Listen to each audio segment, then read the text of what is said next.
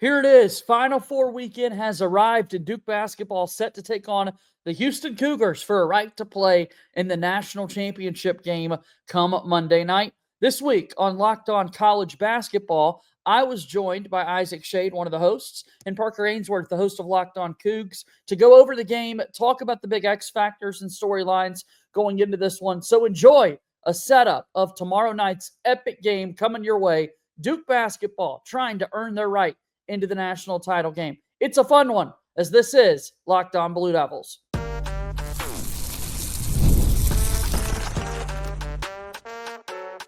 You are Locked On Blue Devils, your daily podcast on the Duke Blue Devils. Part of the Locked On Podcast Network, your team every day.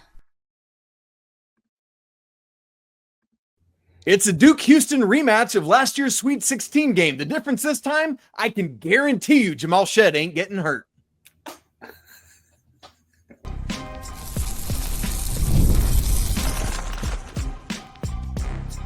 You are Locked On College Basketball, part of the Locked On Podcast Network, your team every day. Hey there, what's up? Happy Wednesday. Welcome into this Locked On College Basketball edition, the only daily national college hoop show out there. I'm your host, Isaac Schade. You're joining me at the place to get your college basketball content every single day. It's all part of the Locked On Podcast Network. Thank you for making us your first listen or watch, and want to remind you that you can catch every episode ad-free on Amazon Music. Special shout out to all the everydayers joining us and all the great members of the Locked On College Basketball Discord. Coming up on the show today, we got a fun little thing we're doing today and tomorrow. We're doing a roundtable discussion with our local hosts in the Final Four. So today, we're going right side roundtable. We got the winners of the Midwest region, the Houston Cougars. And yes, I said all those vowels weirdly. And the great host of Locked On Cougs, Mr. Parker Ainsworth. And we got the victors of the East region, Mr. JJ Jackson, host of Locked On Blue Devils. For those of you watching on YouTube, you see that I'm in the middle of the screen because I got to keep these dudes separate so we don't get into any boxing matches. And then coming up tomorrow's show, we will have both Locked On Auburn's host, Zach Blackerby, and Locked On Gators host, Brandon Olson. Going to be a lot of fun to have these guys help us get ready for the game. So here's how we're going to approach this. We're going to start by looking at things when Duke has the ball. What is Duke going to try to do offensively? What will Houston attempt to do to stop that? Then we'll flip things. What is Houston going to do to try to score the basketball? And then what will Duke do to try to attempt to stop that? When we get to the end, we're going to look X factors, score predictions, all sorts of other storylines like that. But boys, we got to get right into this thing. So let's start. Duke has the basketball in their hands. JJ, we're going to start with you. What is the approach? What is the attack for Jon Scheyer's club here? Yeah, I think it is. People want to debate the Cooper Flagg of it all, and rightfully so. He's the best player in the sport for a reason. And I think the debate or the game plan for Duke offensively is going to be what it has been throughout the back half of the season. Duke's riding the second longest winning streak in the nation behind Houston's winning streak that they're currently on. And we're going to see this Duke team put the ball in Cooper's hands and let him create for others. That's what he loves to do. That's what he's really dynamic at doing. And I think that's exactly what we're setting up for here. Okay, obviously there's more to unpack, but Parker, let's just go right back at it. How you hear that? What is the approach for Kelvin Sampson and this club? I think what you're going to see out of Houston is a lot of doubling of basically every guard. Houston does a lot of high pressure defense and really tries. They do take risk and gambles. I don't mean to say they don't, but they help the helper in a lot of ways and that kind of stuff. I would also think that Cooper's probably going to have the most success as a perimeter guy in this game, just because of how much ball pressure is going to be. If it's anyone else with the ball out there, it might be hard to get in the ball down low just because of the feasibility of crossing the three-point line, honestly, if he's not having it. JJ's watched him a lot more than I have, but I feel like, frankly, him being outside as a creator also might be their better creative option out there, as opposed to Proctor or Kneppel in this game. And that would be what I would assume if Sampson's game planning for. He's going to try and take Proctor and Kneppel away and then have options and things to fall into once Cooper's outside the three-point line with the ball a lot more. That would be what I assume is going to happen schematically, but Sampson's also much smarter than I am. So, It's interesting, Parker. It makes me think like, Duke, one of the things that I've kind of tried to look at this year, and JJ, I'm curious your response to this, is Duke doesn't necessarily have a true point guard, right? Tried to have Caleb Foster play that role. It just didn't work, JJ. We saw that earlier this season. And so now it's almost point guard by committee. Cooper Flagg's the leading assist man on this team. We see Sion James usually instigating the offense, but like, is that a thing? Like if there's the doubling, the forcing out of the guard's hands, how will Duke handle that? Yeah, that's such a great point that you're making, Isaac, because I think we've been talking a lot about this throughout the year on Locked On Blue Devils in so many ways, in so many games as of late. It feels like you've got Common Malawach at 7-2, who wins the opening jump ball, right? We give the ball to Sion James to bring it up the floor, and that's pretty much it. Then it becomes the Cooper Flagg and the Con Knipple show to kind of get them into offense and that sort of thing. Now, sometimes in the half court, you'll see Sion James come over and try to set things up and initiate, but he's so big. He's such a great cutter off the ball, and finding out that Cooper Flagg is this just kind of one-on-one play creator for his team, Duke's just been so much more successful with letting him operate and set guys up. And then as of late, something that we've really noticed in the ACC tournament and now into the NCAA tournament, when Duke starts to run that Knipple and Malawach pick and roll, or even we've seen several Knipple and Gongba pick and rolls a little bit. Yeah.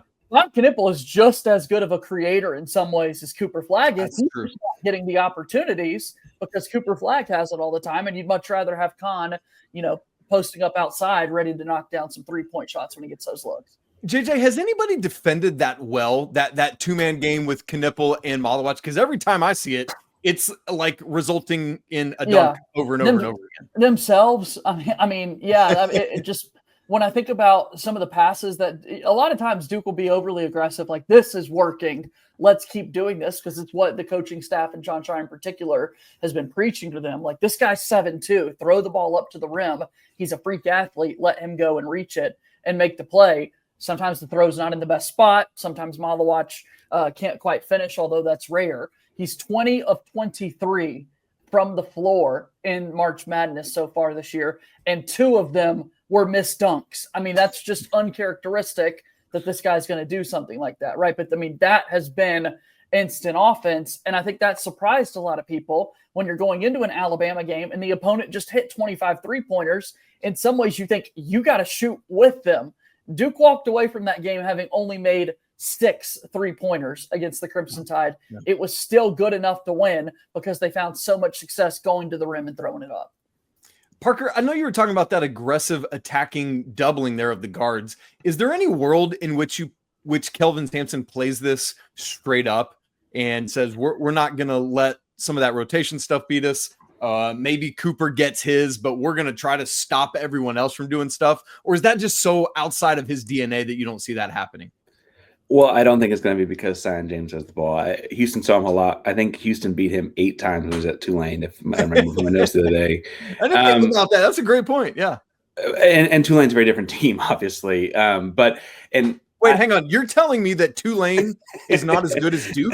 I find that abhorrent, sir. The Duke of the boot, actually, is probably a good way to look at it. No, so when I look at the way that Houston does this, Braden Smith obviously had a great game from an assist standpoint against Houston.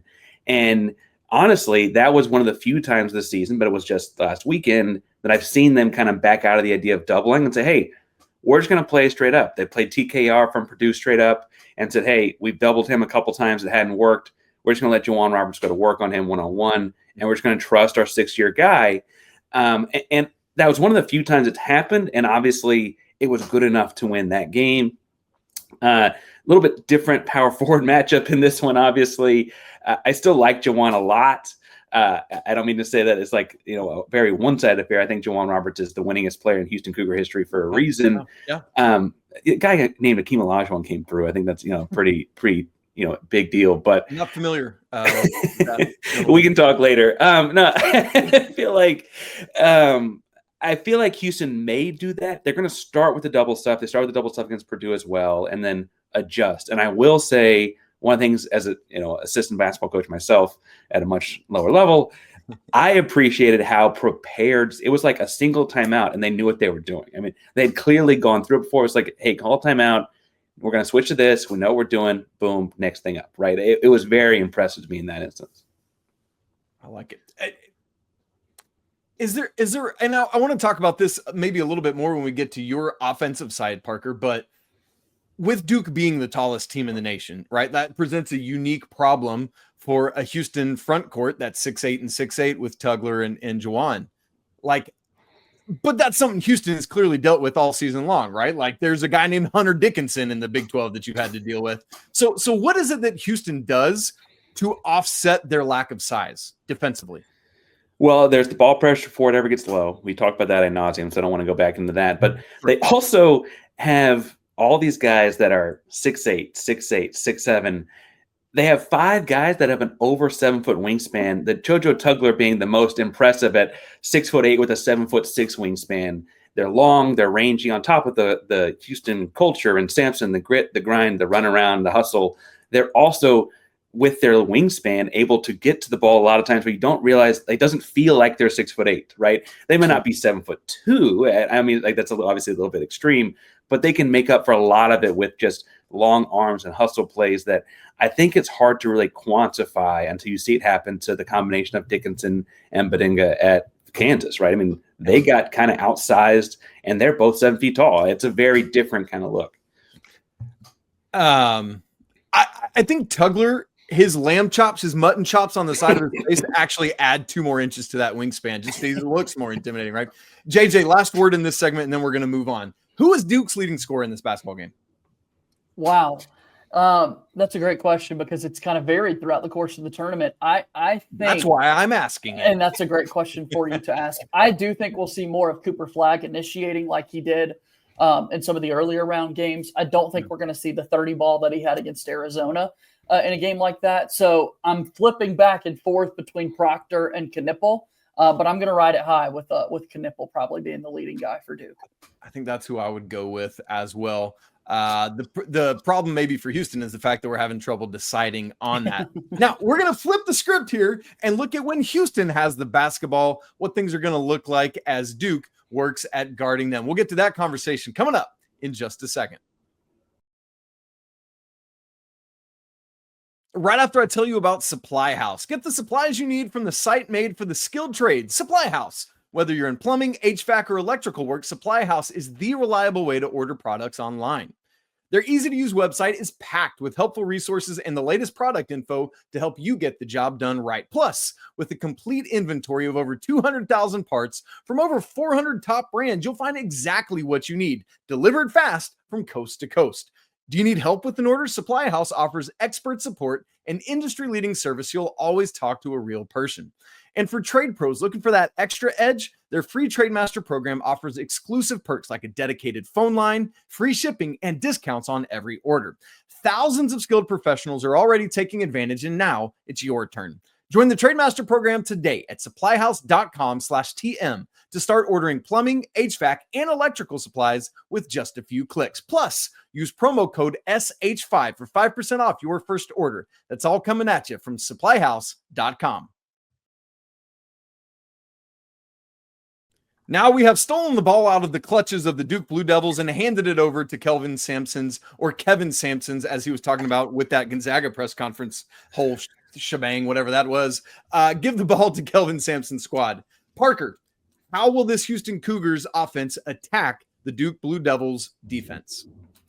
I'd imagine it starts with one of their 3 backcourt guys shooting a bunch of threes. I can't tell you which one is necessarily going in because it's been somewhat different every game, but they've got 3 different guys shooting over 40% from behind the arc. And what I've loved about covering this team all year long, unlike previous iterations of Houston, is kind of going into each game, they just find the match that they like and take it. It was Emmanuel Sharp in the Big 12 tournament, most outstanding player in that tournament.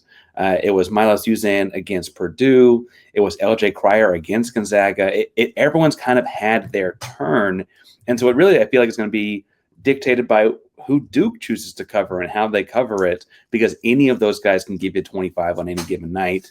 I really feel pretty confident that someone's going to have a scoring day in this game. I just don't know necessarily which one of those 3 backcourt guys it is. It could also end up being Joanne Roberts, although I wonder if that's necessarily the route they go or not. But I feel like one of those three guys is going to hit a few threes and really push this offense open. Okay, JJ, what's interesting about that to me is Houston right now, if I'm remembering correctly, is 5th in the nation in three-point percentage. The interesting thing is that they don't take a ton of them. The other thing with Houston is with that 3-guard attack that Parker's talking about there, I expect to look at this Houston team and be like, man, they get to the free throw line so much. The free throw rate is not that high, as Parker well knows, right? It's like bottom 200s, Parker, right? Like 297th in free throw rate, something like that. It was somewhere around there before the tournament. I frankly hadn't checked it since. We haven't shot a lot of free throws in the tournament either, though. Yeah. And then so I'm like, okay, so maybe Houston's out here getting a bunch of twos. Well, they shoot a lot more twos, but that percentage is lower. And JJ, as you probably well know, Duke is like 4th in the nation in 2-point field goal defense. So is that what you're looking at too, JJ, as you see this is like, oh man, Houston's going to have to just shoot a bunch of threes and that's how they're going to try to beat us. Yeah, in some ways, yes. I think also that would have been what I was saying and thinking going into the Alabama game. Exactly. Right? And they attempt 51 in that tournament game against BYU, and then Alabama ends up going 8 for 32 and even 25% from three-point range and nearly 20 fewer attempts from the outside, just because being the tallest team in America, we're talking wingspans a moment ago with this Houston team. Being tall helps Duke in that regard as well, and these guards are able to impact passing lanes and really try to move guys off of that three-point line. So stylistically, I think Duke is going to do everything they can to not turn this into the three-point shooting game that it is and force Houston into taking some of those tougher twos and say, hey, you haven't been that great at going to the free throw line.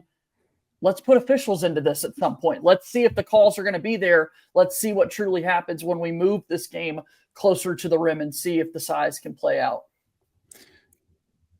How does that size affect things, JJ? I mean, because we saw it with Bama. I think I said it on we recorded Parker, our ACC squad show earlier on Tuesday night as we're recording here. And one of the things we were talking about was Duke not only stopped Alabama from makes from the three-point line, but takes as well. So what is it they did to limit just even the looks for Alabama, and how could that be instructive for this game? I mean, they were switching everything. At first, Duke was only switching 1 through 4, and they had Common Malawach kind of in his drop like he typically is. He's ready to get rebounds and do that.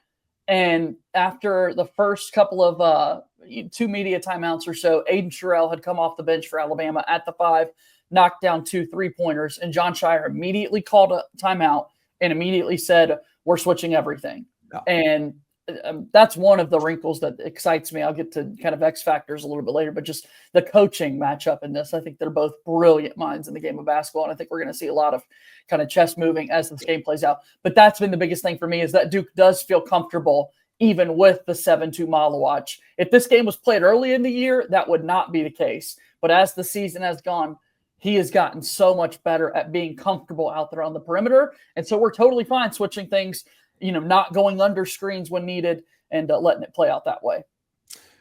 Parker, JJ just talked about Common Malawach. I love getting to that because he's not the leading shot blocker on this Duke team. That is Cooper Flagg, who just name a statistical category and guess that Cooper Flagg's the leader in it, and you'll be right. But how, you talked about these guards, and you mentioned still in the tournament, right? Have not been getting to the free throw line a ton. Can they flip that identity and go at Common Malawach, get into his body, not let him get extended, and not let him, affect shots at the same way? Like, how can they handle that? I think obviously attacking a big guy in his body is the best way to attack any shot blocker. I don't, again, I'm not a very high level basketball coach, and I can tell you that, right? But I think that a lot of this also comes down to like Houston and the way they play offense is they intentionally will take 25 seconds to find a shot. And their goal is we're playing a total of 65 possessions apiece, boss. And we're going to see how efficient you are in yours and we'll be as efficient as we can in ours. And I think that's where you see a lot of these like low free throw games and stuff like that pop up, just because they aren't having a whole lot of possessions either. And I understand, like, obviously these are all 4 of the top 10 rated KenPom teams of all time. I mean, any one of these 4 teams could take over and dictate the pace. But Houston's offense, when they have the ball, is going to be very focused on controlling that pace, finding good shots after the 20-second mark, and those kinds of things. And then, frankly, at that point, you're talking about attacking, and it might only be 4 free throws here, 4 free throws there. But when the game is so short, those free throws feel a lot different than they do when the game is 75, 80 possessions long, right? And so it's a very different feel, even if it's only quantitatively 4 free throws. Parker, because of a little bit of the lack of size compared to Duke's, Monstars, if we're thinking space jamminess here, is there a world in which a bigger guy like Terrence Arsenault plays more of a role in this game than he would in other moments? I actually think it'll be interesting to see if Houston plays the small lineup for long periods of time. So Houston has gone to different points where they'll play one of their 3 bigs at the center spot and play Terrence Arsenault or Malik Wilson, sometimes both, as a quasi-forward kind of guy. Terrence is another guy, 6'6"-ish with a 7'1" wingspan, just kind of crazy long out there, right? But he is a great defender and rebounder, and he has moments where he's a really great scorer.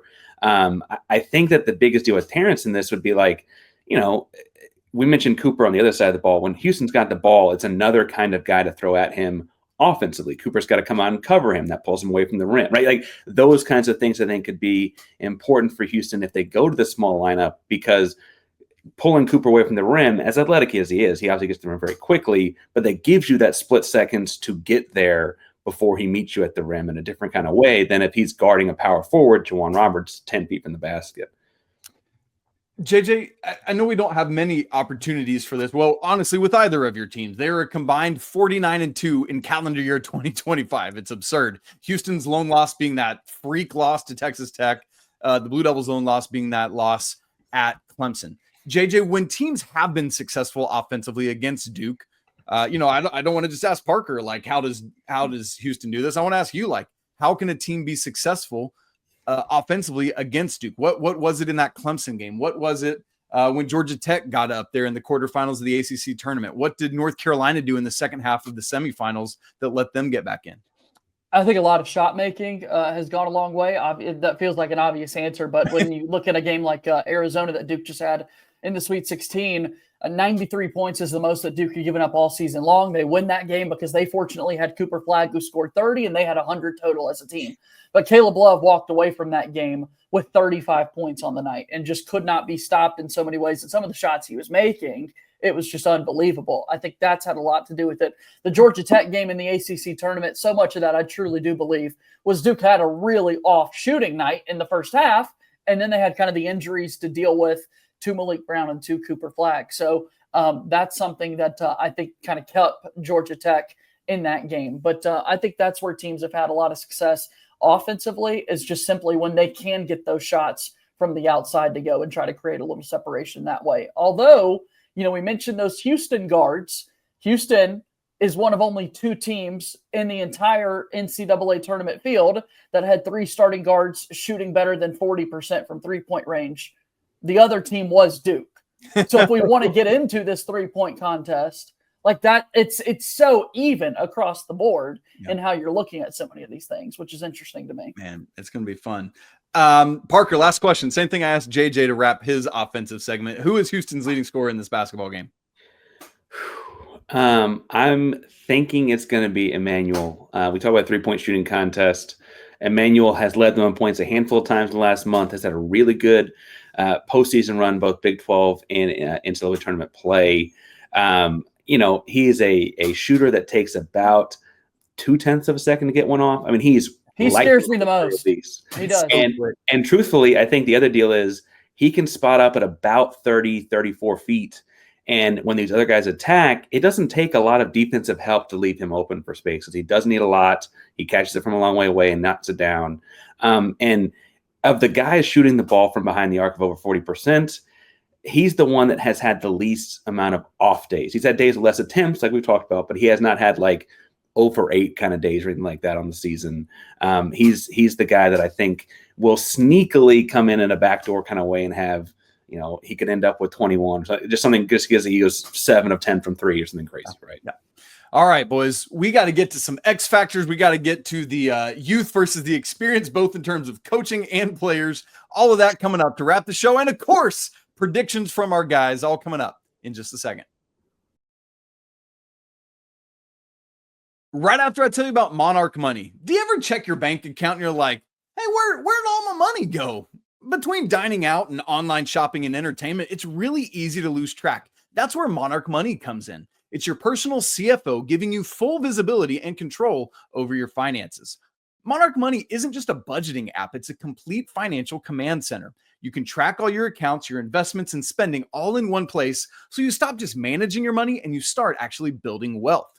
Because instead of juggling a whole bunch of different apps, you can use Monarch as a one-stop shop to check your finances, to track your spending, and even plan long-term goals. My wife and I, we always want to make sure that we are aligned and on the same page when it comes to finances. And thankfully, with Monarch Money, it makes managing that so much smoother. You can track your shared accounts, your personal accounts, you can set goals and stay on the same page without the stress. I love that. So take control of your finances right now with Monarch Money. Use code LOCKEDONCollege at Monarch Money for 50% off your first year. That's monarchmoney.com, code LOCKEDONCollege for half off your first year. Isaac Schade here leading the way today with our two guys. We've got Mr. Parker Ainsworth from Locked On Cougs and Mr. JJ Jackson, host of Locked On Blue Devils. We're going to kind of have a few superlatives here, and then we'll make game predictions and get out of here. But the beginning of this conversation is the interesting nature of Duke being the youngest team of these four by a good margin, and Coach Scheyer being a third-year head coach, where Coach Sampson, what was it you told me earlier today, JJ Jackson, started coaching when John Scheyer was 4 months old? Correct. Yeah. Yeah, that's bonkers. So talk about how those kind of things, both with players and coaches, will factor in. JJ, why don't you kick us off?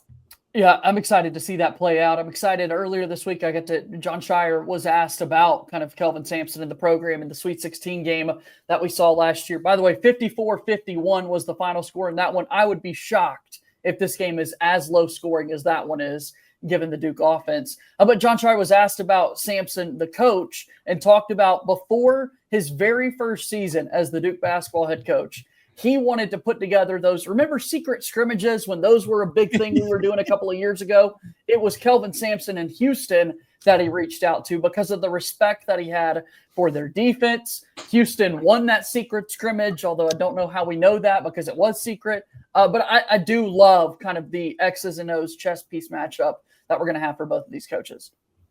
Hart? Yeah, I don't know what scrimmage you're talking about. It was totally secret, never happened. There's no pictures from it. I think that the youth and experience aspect of this is fascinating on the coaching and playing side. Obviously, Cooper Flagg is a generational, soon-to-be lottery #1 overall pick and all that. But, like, there's Carmelo Anthony and, like, Kevin Durant went out in the second weekend, right? Like how those things turn out is never – I mean, obviously Duke is different than the Texas team was or whatever, right? But it does bear mentioning that, like, sometimes the experience wins out. Houston's got a national champion and 4-time Big 12 champion L.J. Cryer. There's Juwan Roberts' second Final Four as well. The list goes on. They've got a lot of guys, a lot of mileage in this one. And I think that at some point, like, the celebration after they won the Elite Eight game was pretty muted. Like, this was kind of expected from Houston in a lot of ways, as I'm sure Duke has had a stellar season and thought so too. I think these are two teams that, like, are age aside, just ready to be here. They've been looking for San Antonio for a long time. I love that both of these teams have a player with Final Four experience, albeit in a different jersey. In fact, there are 3 players in this Final Four with that. Obviously, for Houston, it's L.J. Cryer, as Parker just talked about, who was with Baylor. For Duke, it's Mason Gillis, who was in the national championship game last year with Purdue. And then on the other side, it's Elijah Martin at Florida, who was on that FAU team that 2 years ago made that crazy run. Pretty cool stuff. What are you doing, Auburn? Where's your Final Four experience with some guy from another team? We're going to have to ask Zach about why they suck at having one of those guys on tomorrow's show. All right, guys, X Factor player, first superlative. We're going to go reverse order what we did last time. Parker, you start. X Factor for me is going to be Malik Wilson again. And I guess you really just say the 4-guard lineup. If they can come in and actually play defensively with 4 guards against this team, they're going to have a lot of success on offense with it. And so the deal will be is like, are they bleeding points on the other end playing that small, or can they really get away with it? They've gotten away with a lot this season. They hadn't played a Duke yet this season, but I do think that will be kind of a dictating factor in how much success Houston has and where they have it. So I'm going to go with Malik. I like it. Jay? I'm going to go Sion James. I think he's been paramount in so many of the big games that Duke has had this year. I think when he scores, it adds another dynamic to this Duke team. Again, he's a guy that is shooting over 40% from three-point range. He gets after it on the defensive end of the floor, and he's just built to kind of match up really well with those big body guards that Houston has. Let's look at an X Factor stat. So we talked to X Factor players, but a stat – something that will change the tide of this game that maybe people aren't looking at. Park, I'll come back to you first. I think a thing that's going to be interesting to track here is going to be, I guess, rebounds are constantly a thing we talk about, but specifically Duke's offensive rebounds, right? Because we think of Houston as being coming for one of you guys. I don't know where the police are at, but somebody's getting jailed tonight. Speaking of putting in jail, right? Is that my transition to putting someone locked up? There you go. No, I think if I don't know what that one was. It's not me. That was another car, man. It's something's happening outside of Parker's house there. Yeah, that's scary. Anyway, I was going to say Duke's offensive rebounds, if they're rebounding the ball with that size offensively, then I feel like, that's going to be a problem for Houston because Houston hasn't had that problem all year. If I'm being honest, even when they played Auburn's the only team that beat them in regulation this season. Even in that game, Houston was able to control and keep Auburn off the offensive glass, right? And so I think that would be worrisome if Duke's size somehow led to them doing that. But outside of that, I think that you're going to see things that don't show up in stats. It's going to be a big deal, actually, in this game. JJ, X Factor stat. Yeah, Isaac, I really don't have much to add here. I think Parker stole it from me. I do think when it looks at the rebounding battle, and in particular, can Duke get those extra possessions given their size? That's huge to me. I love it. All right, boys. FanDuel, our great partner FanDuel, has this game, Duke -4.5. Parker, how's it going? I'm not quite going to 54-51, but I do think Houston wins a low-scoring game here. I'm thinking it's really a one-possession game that feels like two after free throws, right? So like in that 4-5 area. You know what I'm talking about? Where like they foul, so it actually finishes at 4 or 5 or whatever. I think it's that kind of close. Houston was a shot away and a good look from tying up this game last year in the Sweet 16 after all the Jamal Schade injury and all that. I did check. The Raptors are not playing Saturday, so Jamal Schade cannot get hurt Saturday. I think Houston wins like a 4-point game somewhere in the 60s. Parker, would you say, just in a word, does it have to be low scoring for Houston to win? No, they can score a lot of points if the game goes up and down. If they're going to control the game, that's not what they're going to choose to do by any stretch. I love that. All right, Jay, what's your call on the score here? I'm going to follow suit. I'm going to back my guys. I like Duke going into this one. I think 74-67, more of a high-scoring affair for both of these teams, but that's kind of the range that I'm thinking. I love it. I want to thank you both so much for joining me with our right side roundtable. Look, bracket jumbled in my head, fellas. Right side roundtable coming at you here on Wednesday. Massive thanks to Mr. Parker Ainsworth from Locked On Cougs, Mr. JJ Jackson from Locked On Blue Devils. Folks, make sure you go follow both their shows for great insight and preparation ahead of this matchup on Saturday. And then for one of them, we won't hear any more preparation after that game. But for the other, make sure you continue to follow their preparation ahead of Monday's national championship game, while the other will be bemoaning things and talking about transfer portal, just like I am as the host of Locked On Tar Heels.